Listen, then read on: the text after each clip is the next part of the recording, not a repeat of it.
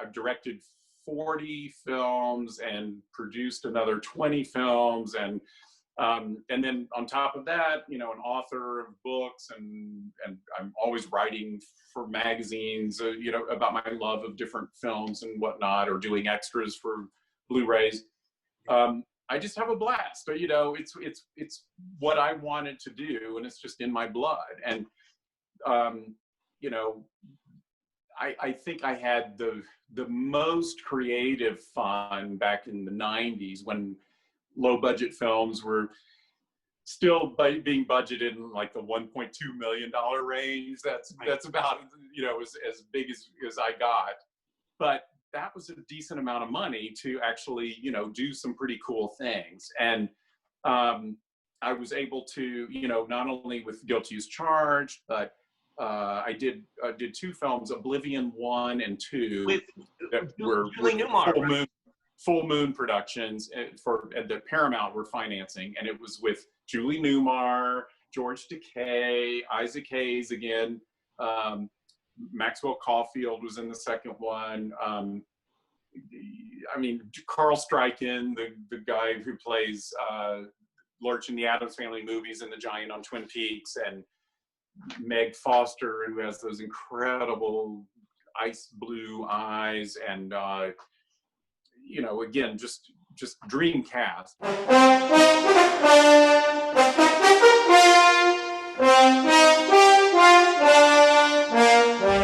the outlands of space, there's a wild new frontier. You got a problem, Red Eye? Yeah, I got a problem. Where the good guys are only human. You get out of town, or I'll kill you. You ain't gonna kill nobody. And the bad guys are not. We're gonna show the good people of Oblivion the great advantages to a town run by Red Eye. Ah! Where the liquor's hard. Jim, beam me up. And the women are wild. Delicious. And the natives are on the warpath. Great Scott! Because in this town, it's not cowboys and Indians. Not so fast, Pocahontas.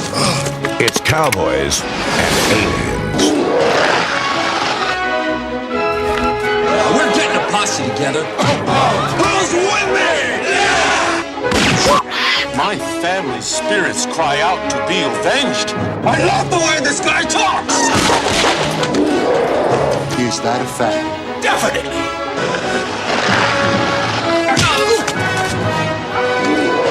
Oblivion. It's high noon in outer space. We made those films in Romania, and it was basically a space western. How was it to film in Romania? It was fantastic because labor is so cheap. We could actually build things from scratch, and we literally the whole movie kind of takes place in this western town on another planet, but we built that whole western town from the ground up. When I got there, it was a cornfield, and that town is still there in the back lot, what became the back lot of Castell Films. And you can see it, and it pops up all the time. It was the last time I saw it was in the Hatfields and the McCoys miniseries with Kevin Costner, and there they are walking around the set that I helped design and build. I mean, it's just the weirdest thing to see it still being used. And so that was really fun. And then another film that I was able to design. Oh, and by the way, before we leave the Oblivion movies, I got Pino Donaggio to score them, and he did it with a full orchestra in Italy. And Pino Donaggio, for those that don't know, who I met through De Palma back in my De Palma days, he did Carrie, he did Dress to Kill, he did Blowout, he did Body Double, all those great De Palma films. And he also did the way De Palma found him was he had done a film called Don't Look Now that Nicholas Roeg had directed with Julie Christie and Donald Sutherland, and in the early 70s, and was an amazing score.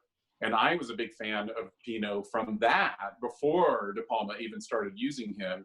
And so it was great to be able to, to get Pino to do one of my movies, which was great fun. But what I was going to move on to was Elvira's Haunted Hills. Well, I want. Yeah, go ahead. Before we start there, I've got to pause for a second. Okay. I know we said an hour. How much time do you have? Do you have another extra half hour? Yeah, I've got time. Okay, because I am having so much fun. You're wonderful. You really, anyway. Yes, and about the Elvira, you mentioned like 5-6 minutes ago, you mentioned blood, and I immediately went to Elvira. Yes. Well, it was interesting, the way the Elvira movie came about. This is the story. I was a huge fan of Elvira from her hosting days in the 80s, where she was hosting horror films on TV. And then she did a film called, her first Elvira movie called Elvira, Mistress of the Dark. And it was about 1988 or so. And I loved that film. I thought it was the most hysterical movie. And so right after my first feature, Guilty as Charged, a really dear friend of mine, Terry Sweeney, and his partner, now husband, Lanier Laney, were threw a party in Hollywood that I went to. Now, Terry Sweeney was in the 80s. He was a Saturday Night Live cast member he was the first openly gay cast member, and he's the one who famously always did Nancy Reagan in drag. And his partner, Lanier, had gone to school with me at the University of South Carolina. So I knew them very well and went to Saturday Night Live tapings and stuff like that to hang with them. And so when I moved to LA and they moved to LA to become writers for Mad TV, anyway, Terry was throwing this party and I go there, and over in the corner in a chair is Cassandra Peterson. And I went over to Terry and I'm like, Terry, I didn't know you knew Cassandra. You've got to introduce me. And he said, oh, come with me. So we go over and I'm, fawning like a super fan and telling her how much I love her and I'm not worthy in the whole business. And then Terry said, well, Sam is a director. He just did his first feature called Guilty as Charged. And Cassandra goes, oh, Guilty as Charged? I just saw that and I love that movie. In fact, I loved it so much that I've been wanting to meet you because if I ever do another Elvira movie, I want you to direct it. And I'm like, what?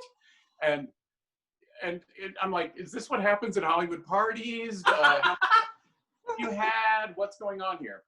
So we became friends. She came and did a cameo appearance in a film I did called Acting on Impulse, which was my second feature, that starred Nancy Allen from my De Palma days, Linda Fiorentino, C. Thomas Howell, Isaac Hayes again, Zelda Rubinstein again, just an amazing cast of people. And Cassandra came, I wanted her to play not Elvira, but a bouncer at a country western bar. And she said, great, I'll do a Dolly Parton thing. And so she borrowed a blonde wig from Daryl Hannah and did this whole, sort of improvised this little scene outside this country western bar where she cards at the door Nancy Allen and C. Thomas Howell, Linda Fiorentino as they're whisked in.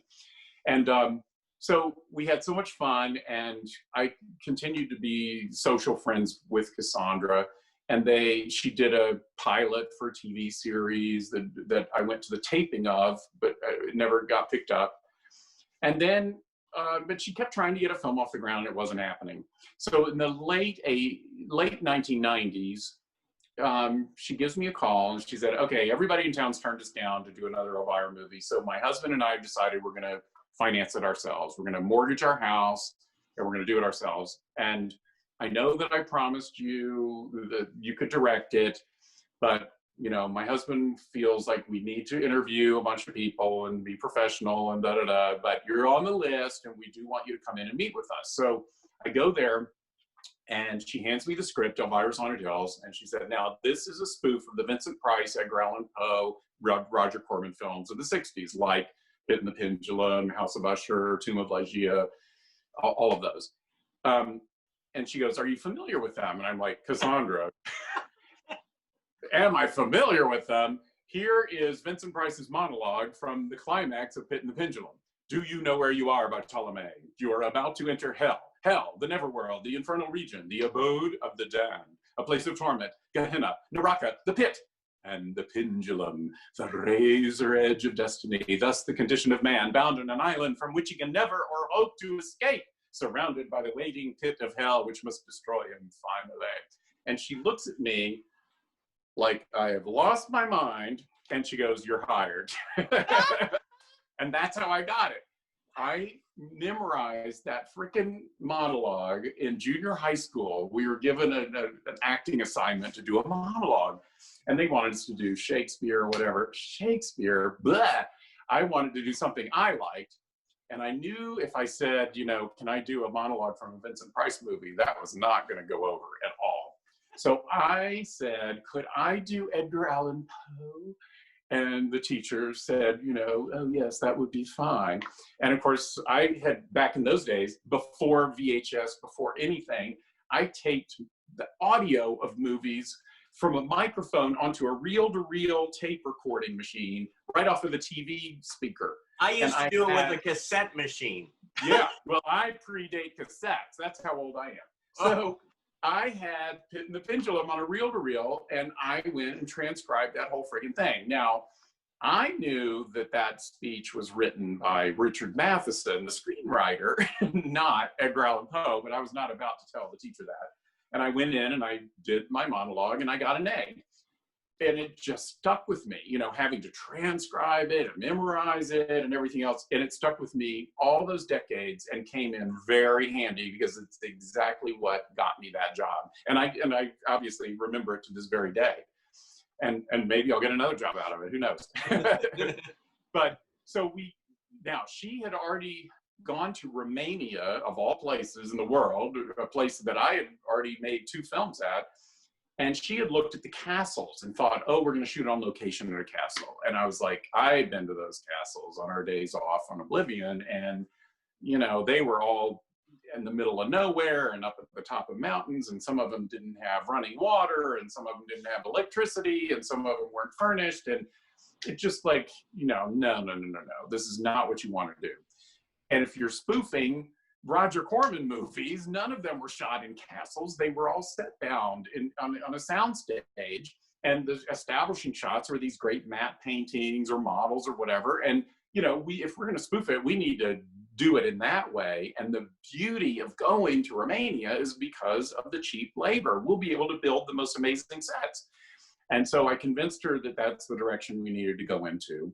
And I got our production designer had worked with me on Oblivion, and I started sending him all the films, all the Corman films and stuff, and he was looking at everything. And I said, look, we've got, you know, look at the Pit and the Pendulum. When we do our Pit and the Pendulum, what they did was they built the slab and they built the pendulum and the walls up to a certain height. But then for the wide shots, the rest of it was like a matte painting or whatever to extend out the rest of the set. And the Romanian production designer, Radu Corceva, said, oh, we've got some great old-time matte painters that, you know, did all the great classics back in the day. And, you know, we'll get them to do this. We'll do it the old-fashioned way, and they'll love it. So I'm saying, perfect. So I get over there, and Radu meets me at the airport, and he goes, okay, so I've got good news and bad news. The bad news is that all those matte painters that I was hoping to get have all died. And so we're not going to be able to do that. But just come with me. We get to the studio, and he takes me in. We walk into the set that he has built for the Pit and the Pendulum.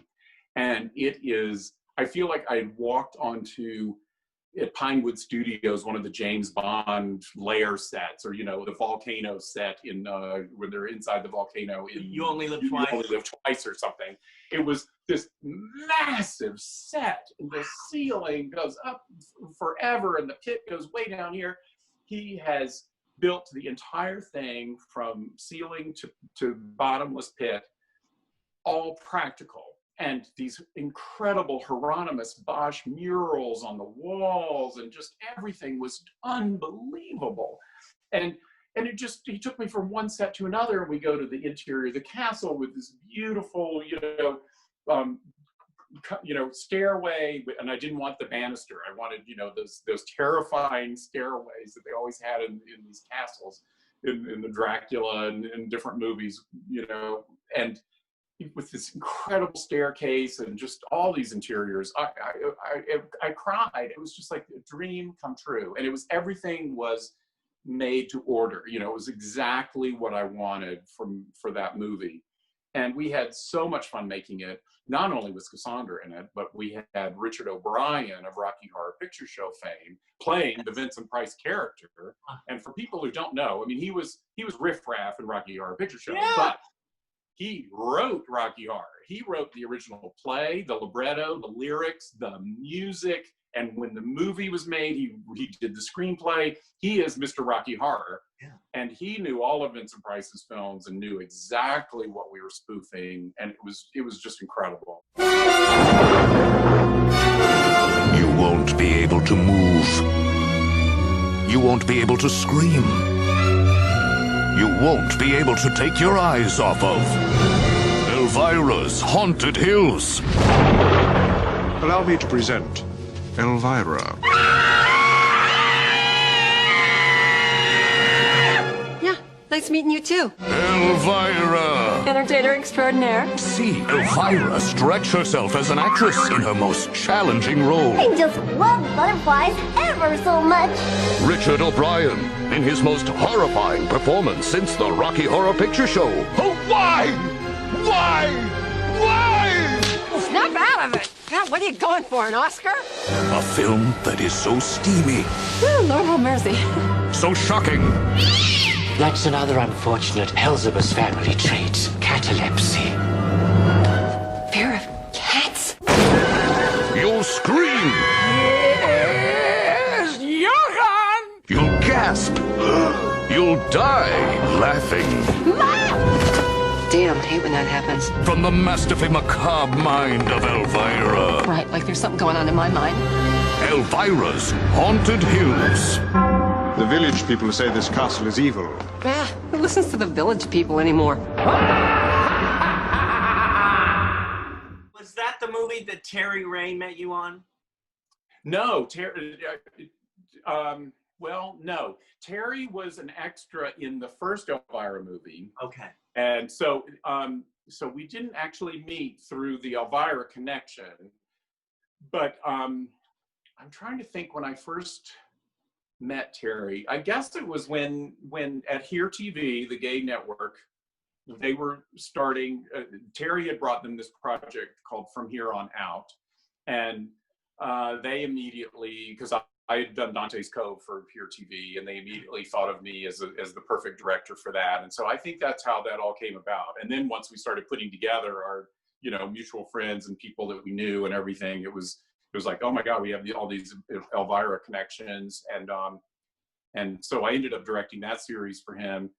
And then we did another series called My Sister Is So Gay. And I did the first season of that with Terry. And anyway, Terry's so funny and so great. I love him. Love working with him. Just as and so yeah, I mean, the Elvira thing was that was probably the most fun I've ever had, the most laughs I've ever had doing a film. And it was such a dream come true, being able to spoof those great Vincent Price films that I love so much. And I knew, you know, we kind of skipped over it, but I knew Vincent Price, as did Cassandra. I was a super fan, and when I was a teenager, I would go see, when he would be on tour with lecture tours and stuff, I'd go and see him and meet him backstage. And he and I got to know each other. And when I went to England when I was 17 to interview all the Hammer film people for a fanzine that I did, it was called Bizarre, and this was the issue number 3 that I put out in 1974 when I was about 17. I went over there and, you know, looking to interview, you know, Christopher Lee and Peter Cushing and all the Hammer film people, but I also wanted to interview Diana Rigg from the Avengers TV series, who just passed away this year, you know, Game of Thrones. But she, you know, to me, growing up, she was Emma Peel on the Avengers, and a goddess. And James Bond's wife. And exactly, James Bond's wife in On Her Majesty's Secret Service. Yeah. And Vincent Price's daughter in Theater of Blood. So I very much wanted to interview her about all of this, and particularly Theater of Blood, which was fairly new at that time. And I'd been successful getting other interviews, but I was having a hard time getting her people to pay attention to me. And so she was on the West End starring in Pygmalion on stage and playing Eliza Doolittle. And I'm like, well, I've got to see that anyway. And I'll go there, and maybe afterwards at the stage door, I'll get to meet her, and I could beg for an interview. So I go there, and of course it's sold out. I'm just there, temporarily on vacation, but there's always somebody selling a ticket out front. I managed to buy a ticket.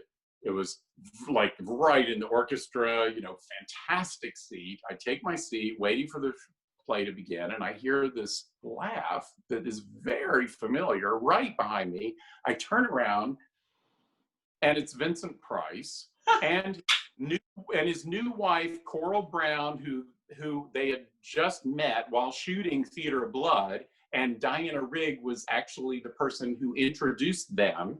Oh. And there they are sitting, and before my mouth drops open, and before I can even utter anything, Vincent says, "Sam, what are you doing here?" And I couldn't believe that he remembered my name. It was still, even though we sort of knew each other, it was still like, a fan. And I just was blown away. And I told him what I was doing and that I wanted to get Diana to be interviewed for my magazine. And he said, "Well, you're coming backstage with us, dear boy." And so after the show, we go back and we drink champagne with Diana Rigg, and he puts her on the spot, and she can't say no to an interview. And she tells me to come back on the day when she's doing a matinee and an evening performance, and she kind of hangs out in between shows. And we did it there, in her dressing room. And it was fantastic, and she was unbelievably nice, and it was great. And then while we're just for 2 seconds, there's so many things to talk about. While on that same trip, I had already interviewed Christopher Lee by mail, sending him a questionnaire, and I printed an interview like that in one of my earlier issues. But I wanted to meet him in person, and so as soon as I knew that I bamboozled my parents into sending me to London as a high school graduation present. As soon as I knew I was going, I wrote to him and everybody else that I could get the address for, and said, "I'm coming." And he wrote back and said, "Well, when you get here, I'll take you to lunch." So I call him up, and he said, "Well, I'm working. You're going to have to come to meet me for lunch at Pinewood Studios." And I said, "No problem." And I get on the train, go out to Pinewood. He didn't really mention what he was doing. I get out there. He's making a little film called Man with the Golden Gun, the James Bond movie, in which he is playing the man with the golden gun. He's the villain in it. Right.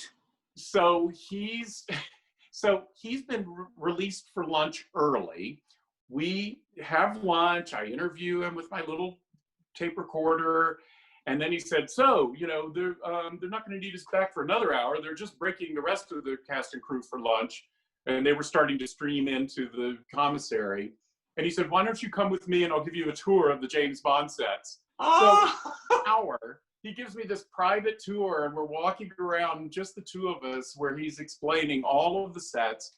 And we're going through, his character was Scaramanga, and we go through Blair, and in this little hallway, there's the walls were all of these glass cabinets, and behind the glass were a collection of butterflies that were tacked up on the walls.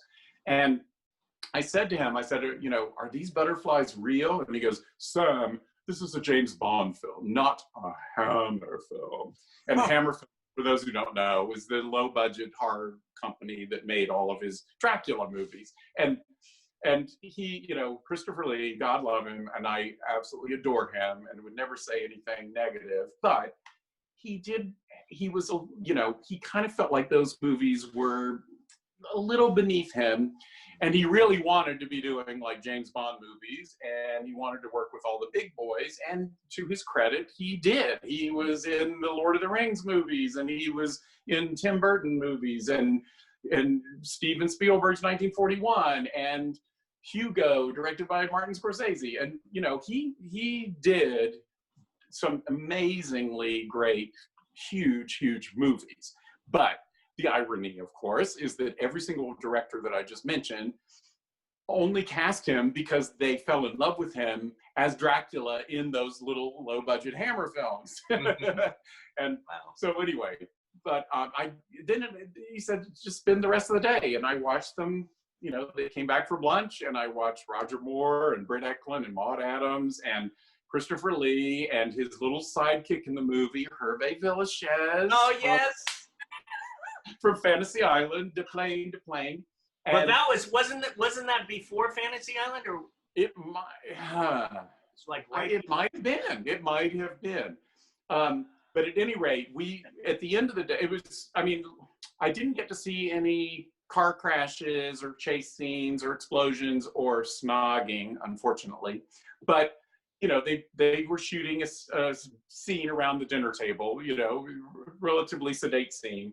And but at the end of the day, Christopher Lee said, you know, do you want to ride back to London in the studio's, you know, Rolls-Royce limo? And I'm like, yeah. So I get in the back in the little fold-down trundle seat, and I'm facing the back seat. And on the back seat is Christopher Lee, who's about 6'6", and Hervé Villechaize, who is a little person, and was, you know, the two size difference was hilarious in and of itself. And Hervé was already 10 sheets to the wind and started telling us on the ride back, started telling us all the stories about, okay, kids out of the room for a second, telling all the stories about the prostitutes that he had hired since he had been in London, and then going into graphic detail of everything he was doing to them.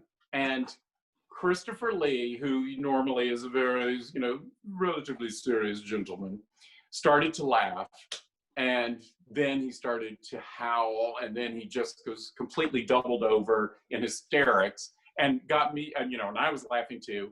And every time he would try to compose himself, I would laugh and get him laughing again. And all Hervé had to do was to say one more nasty word or whatever, and we'd be, you know, guffawing again. And it was just the most hilarious car ride I've ever had. And when we finally dropped Christopher Lee off at his house in Cadogan Square, I just remember pulling away and looking out the back window, and he literally, his hand was on the gate, and he was just still laughing, doubled over, trying to compose himself before he went in to face his wife, and he did not want to have to tell her what was making him laugh so hard. But you know, it was just incredible stuff like that, to be able to meet these people and interview them, and, you know, and then put out my magazine. And so that's why when I finally did The Fury, I knew the importance of getting, you know, having one-on-one interviews, because, and so that's why I got that assignment from Cinefantastique, because then I would be able to have one-on-ones with all the stars of that movie. And it was, you know, it was something that I'd been doing a lot of. So I was very, you know, had a lot of training and experience with it. So, you know, anyway, hugely long side story, but so I did know Vincent Price, and the fact that we were able, and Cassandra had gotten to know him as well, and the fact that we were able to lovingly spoof all those Vincent Price Poe films in Elvira's Haunted Hills. We thought of it like we were, like Mel Brooks was doing a loving spoof of all the Universal Frankenstein movies with Young Frankenstein, and that's what we felt we were doing with our movie, with the Vincent Price films. And we dedicated the film to Vincent. And if he had been alive, we would have insisted that he play the character. And but he had died a few years earlier than that. We actually, before Richard O'Brien, who did play the Vincent Price character in it, we tried to get Christopher Lee. His people said that no, he doesn't do those kinds of roles anymore. So we were very disappointed about that. And then we even approached Mick Jagger, who turned it down. And there were a couple, and Richard Chamberlain, because Cassandra Peterson is a very close friend of Richard Chamberlain, you know, Dr. Kildare, but, you know, he had done all kinds of great films. And but he had other miniseries or something that he was doing and couldn't do it. But it went around that it ended up with the person who really should have done it, and that was Richard O'Brien. I mean, he was a blessing in disguise. It was the perfect person to be in that role. Wow. I just you like. I feel like you're taking me down a hallway, and then we're gonna go this way and that way. And I keep remembering things that happen, anyway. All the stuff that I grew up loving, like the man. I mean, again, I collected all the James Bond albums. Yeah. Oh my God! And Sean Connery just passed away this past week on Halloween. That was such, that was very sad. But he lived a full life. He was 90. Yeah. But my God, he will always be my James Bond. That's the James Bond that I grew up with, and it was just amazing. But I'm still a huge Bond fan to this day, and can't wait to see No Time to Die if it ever can get released. What a title for a film for the year that he goes. No. And what is it? I mean, just jumping for a second, Sean Connery died this year. Honor Blackman. And the actress who played Gold, the one who was Gold. Yeah, Shirley Eaton. No. There were two. Not Shirley Eaton. She died a while back. But there was a model who's also painted gold, and appears on the album cover and in different things. But in the movie itself, it was supposed to be Shirley Eaton. But I think this other girl was like a stand-in, or I'm not quite sure how that all worked, but she did a lot of the publicity photos and everything, and that's the one who died recently. I forget her name, right. But and then of course Diana Rigg died just recently. Yes. So of all the Bond girls, I think Diana Rigg was probably one of my very, very, very top favorites from On Her Majesty's Secret Service, and then I'll go there. One of my other favorite Bond girls is Jane Seymour. I love her. And I got to go to lunch with Jane Seymour when I was 17 and interviewed her for this magazine because she played the female creature in Frankenstein: The True Story, which is what's on the cover. And she played the female creature, Prima, in that miniseries. It was a 2-part miniseries in 1973 on NBC, made by Universal, with this amazing all-star cast. James Mason, Leonard Whiting as Dr. Frankenstein. He had been Romeo in Zeffirelli's Romeo and Juliet. David McCallum, Agnes Moorehead, Sir Ralph Richardson, Sir John Gielgud. Just the most amazing cast. And Jane Seymour, who had literally just finished shooting Live and Let Die at Solitaire. Solitaire. Very good. She had just shooting, and literally 3 days later started filming this movie at the same studio at Pinewood Studios. And when I saw this film on TV, it played over 2 nights. I was already a huge Frankenstein movie fan anyway, but I fell in love with this movie. And Michael Sarrazin played the creature. And what was unique about this production was that the creature started out beautiful and then slowly started to deteriorate. And that was a whole new way of going about it. Now, I was 17 when I saw it, still a closeted gay teen, trying to figure out my life. And this movie spoke to me. I could tell there was some sort of gay subtext going on in this movie because the creature was so beautiful. Dr. Frankenstein was, this 23-year-old gorgeous actor who played Romeo, Leonard Whiting. And I just felt like their relationship felt very much like the relationship in Pygmalion, between Eliza Doolittle and Henry Higgins, where the doctor was teaching the creature how to be a gentleman and to present him into society. And they go on a date to the opera, and it's like all this stuff. And I'm just like, whoa, was this all intentional? I couldn't tell, but it certainly spoke to me, and it certainly felt like it was intentional. Well, then I started interviewing people from it, and I find out the screenwriters were Christopher Isherwood and Don Bacardi, one of the most famous gay couples ever. Christopher Isherwood wrote the book that Cabaret was based on and wrote A Single Man. And Don Bacardi is a very famous portrait artist. And I find out that the producer of the film is gay, Hans Stromberg Jr., who discovered Vampira, the horror, and wrote and produced her hosting gig in the 50s, the very first horror host thing. So there's a weird connection there. But Hans Stromberg Jr.'s dad was a huge producer at MGM, produced the Thin Man movies, some of my favorite movies of all time, produced The Women, produced Karloff's Mask of Fu Manchu, and produced another film with Karloff and Lucille Ball called Lured. And so this producer had grown up in Hollywood, but had grown up with Boris Karloff as one of his family friends. He knew Elsa Lanchester, who was making a movie for his dad at the very same time she was doing The Bride of Frankenstein, and he had met her. He had all these horror roots and loved horror films, and his favorite movie of all time is Bride of Frankenstein, like mine. Yeah. And he became head of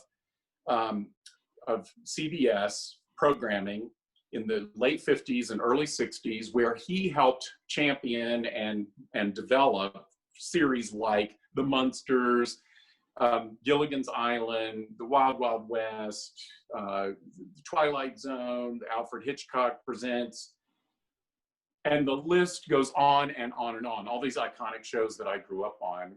And then he became an independent producer, and what did he want to do? His dream project of all time was to make Frankenstein the true story. And this was his dream project, baby. And he wanted it to be, I didn't tell everybody this, but he wanted it to be very, very, very loaded with gay subtext. And so he had this great gay couple writing it, and he had several other gay comrades in different positions. The editor was John Schlesinger's editor. He was gay.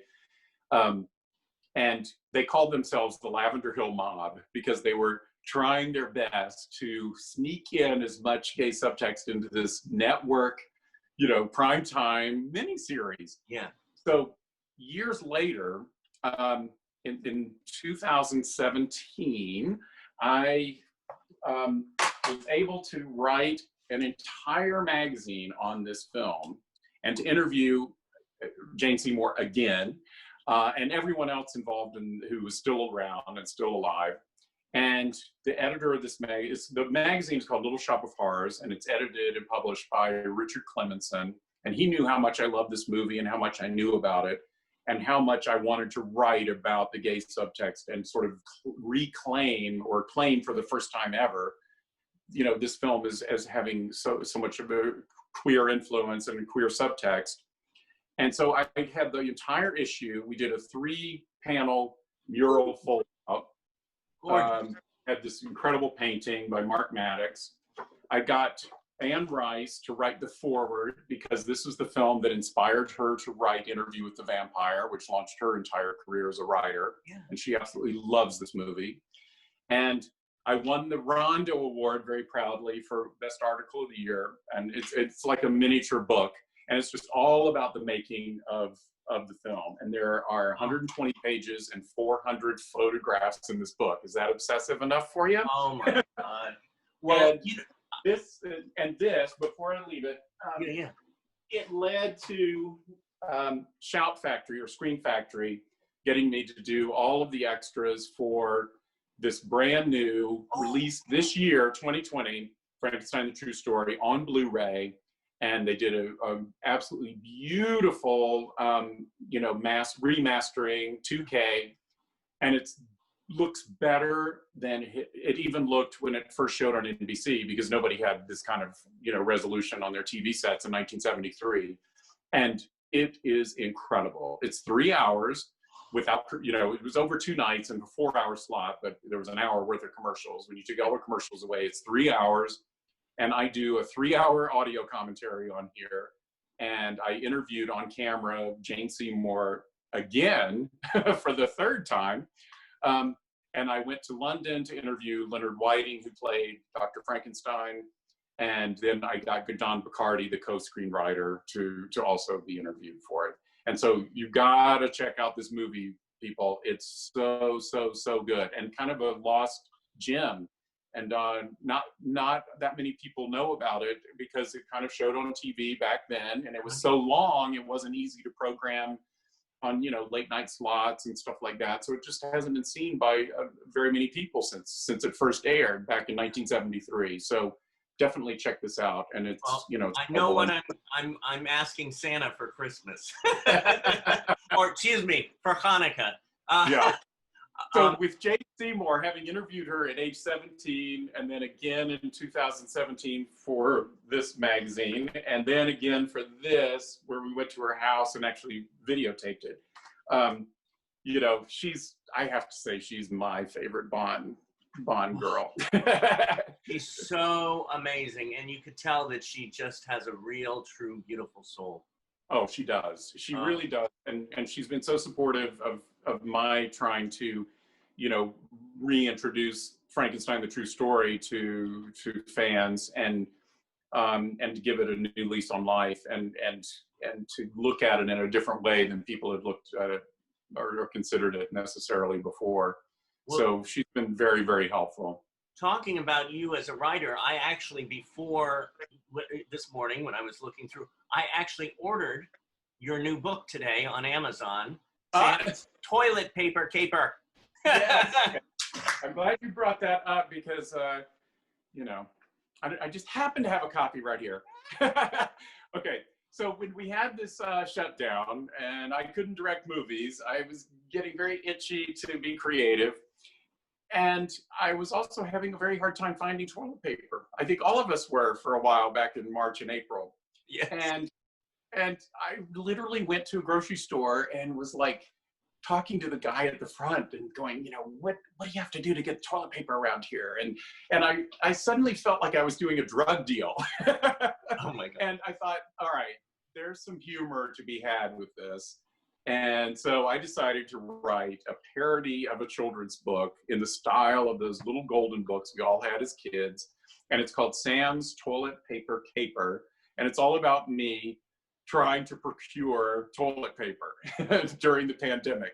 And it's beautifully illustrated by this friend of mine, Dan Gallagher. And there's all sorts of movie references. If you can see right here, the grocery store clerk looks suspiciously like Peter Lorre. Yes. And, you know, I have to have a De Palma thing in here. So when I'm feeling very embarrassed at one point, and I just feel like, oh, they're all going to laugh at you. So I have a bucket of blood being poured all over me, and Piper Laurie up here, laughing. They're all going to laugh at you. And so it's loaded with film references, from The Sound of Music to The Good, the Bad, and the Ugly, and everything. And you'll love it. Now, the really good news about this, it's only $10, and all the profits, not a portion of the profits, all the profits go to the World Health Organization's COVID-19 Solidarity Response Fund. And so it's a great Christmas gift. You can buy dozens of these. And I highly recommend the paperback because I feel like every bathroom needs one of these. It's perfect porcelain throne reading material, people. And I got mine. So anyway, Sam's Toilet Paper Caper on Amazon. You can also, aside from the paperback, you can also get it as an ebook if you prefer. And I will mention that today we're taping this interview on November 5th. I have a new book that just got released today on Amazon, paperback. I don't even have a hard copy yet. I haven't even seen it. It's available in paperback and ebook. And this one is a little more adult. I'd say a lot more adult, but also all the proceeds, everything is going to the World Health Organization's COVID-19 Solidarity Response Fund. So it's for a good cause. Now, take the children out of the room. The name of the book is Orbgasm. And it is about it's a science fiction thriller that's very sexy and very erotic, but also has tons of film references and is just kind of kooky and wacky. I say that it is an erotic pulp sci-fi satyricon, and I think film fans will definitely get a big kick out of it. And it's about a woman who is a James Bond girl, starlet, who an orb falls from outer space into her backyard. And the orb is not only miraculously cure all diseases, it also makes people very horny. And she teams up with her best gay friend, this very hunky guy who's an author, who is a mashup author, and his latest book is Frankenstein Meets the Three Musketeers. And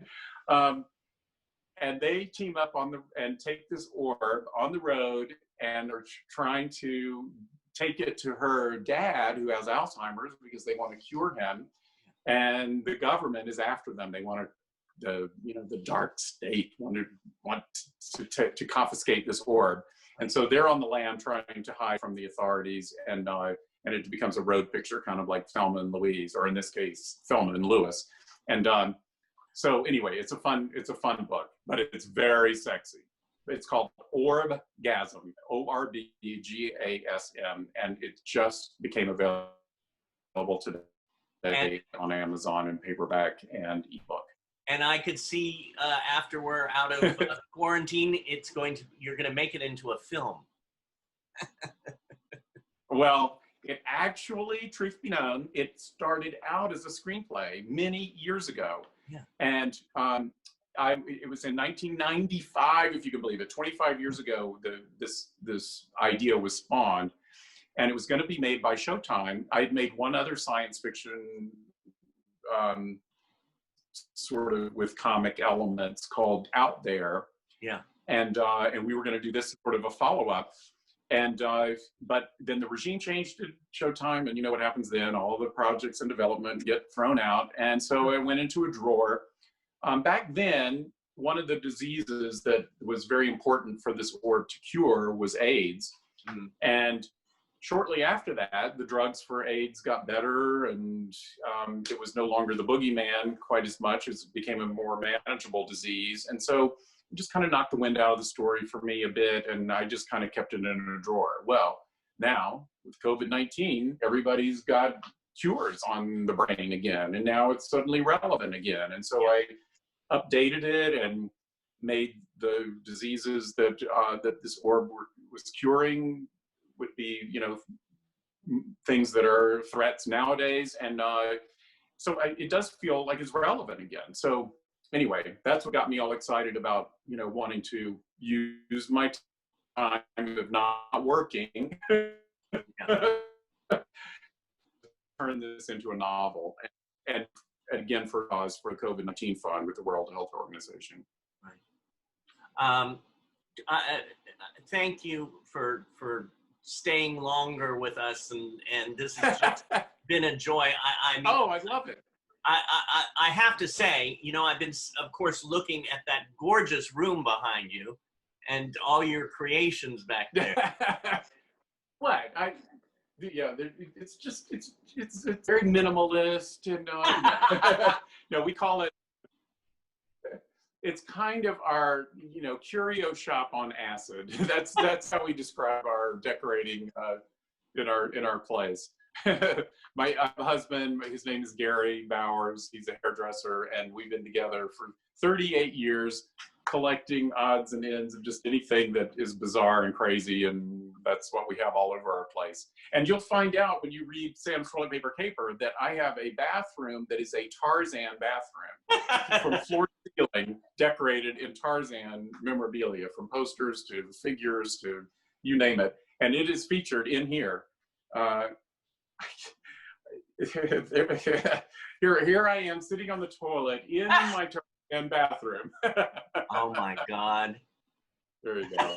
That's great. So anyway, yeah, we have fun with it.